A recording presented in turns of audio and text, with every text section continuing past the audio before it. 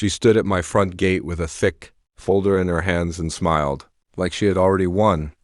"You have 30 days to leave this property," she said. "The HOA now owns this land." I looked at the paper she pushed toward me and almost laughed. My ranch had been in my family for 3 generations. It wasn't even inside her HOA, but she didn't care.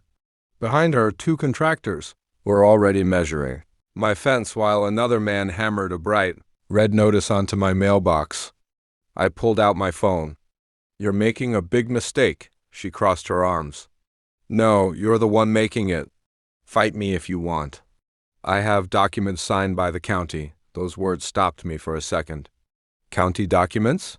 That didn't make sense. I took the papers from her and looked carefully. There was a county stamp, my property address, even what looked like an official signature approving the transfer.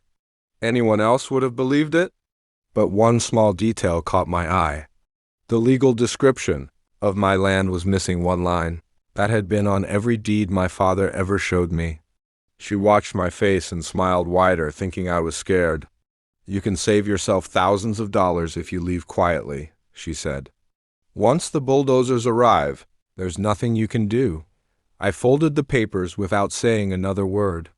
Sometimes the loudest answer is silence, especially when the other person thinks they've already beaten you. The next morning, things became even stranger. A moving company pulled into my driveway without my permission. The workers climbed out carrying clipboards. One of them apologized before speaking.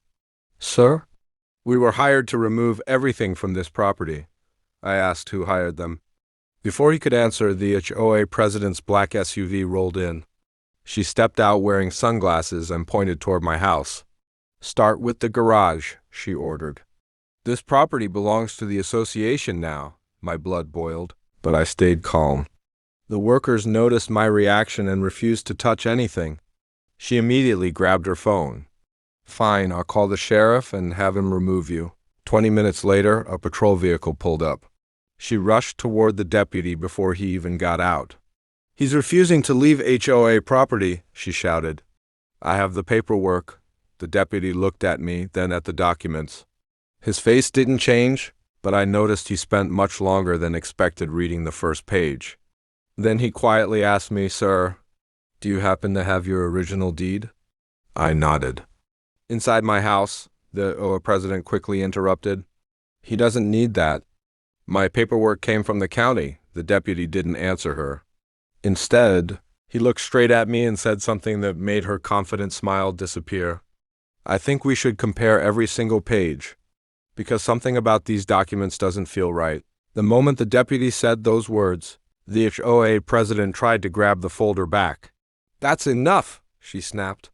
"The county already approved everything." The deputy calmly stepped between us. "Ma'am, nobody is leaving until I verify these records." I went inside and returned with a small metal box my father had always kept in his office. Inside were the original deed, survey maps, tax records, and every legal document connected to the ranch going back almost 60 years. The deputy spread both sets of papers across the hood of his patrol car. Within minutes, he noticed something strange. The county seal on her documents looked different from the one on mine. The signatures didn't match either. He quietly called the county recorder's office. An hour later, 2 county investigators arrived. They compared every page with the official records in their system. The lead investigator looked directly at the HOA president. "These documents were never filed with our office." She immediately blamed someone else. "My attorney handled everything. I trusted him." But her confidence disappeared when the investigator pointed to one page. "This digital signature came from your own office computer." She froze. Even worse, the fake survey attached to the papers had copied my property lines from an old public map, but someone had moved the boundary almost 300 feet to make my land appear inside the HOA. One investigator quietly said, "This wasn't a mistake. Someone planned this." The investigation uncovered far more than anyone expected. Detectives searched the HO office with a warrant. They found blank county forms, fake stamps, edited surveys, and emails showing that the president had been trying for months to take my land.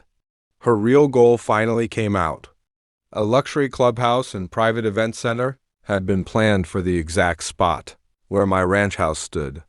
Developers had already promised the HOA a huge payment if the land became available. She believed nobody would challenge official-looking paperwork, but she never imagined someone would still have every original document safely stored. The biggest twist came a week later. My attorney smiled as we walked into court. There's one thing they still don't know. Years before my father passed away, he had quietly placed the ranch into a protected family land trust. Even if someone had somehow forged a deed, they still couldn't legally transfer the property without approval from every trustee.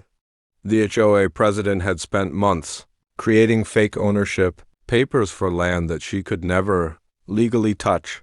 Her entire plan collapsed before the trial had even fully begun. During the hearing, the judge carefully listened as county investigators explained how the documents had been created. Security camera footage showed HOA contractors entering my property before any legal notice existed. Phone records proved she had ordered survey markers moved at night. Then the prosecutor displayed emails where she wrote, "Once we get him off the land, he'll never be able to afford fighting us." The courtroom became completely silent. The judge looked at her and asked one simple question. "Did you believe nobody would ever verify these records?" She had no answer.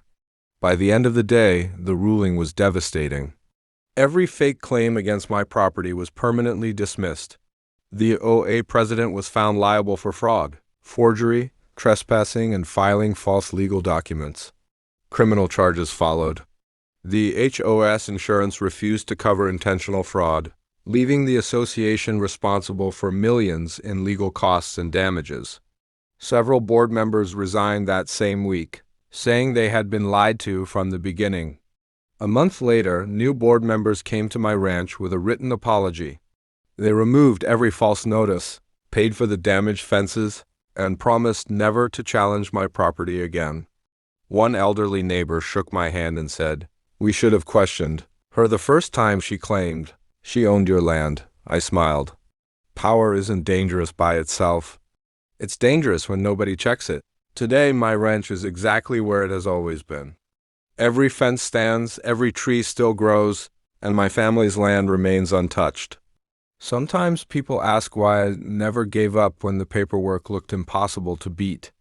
I always give the same answer.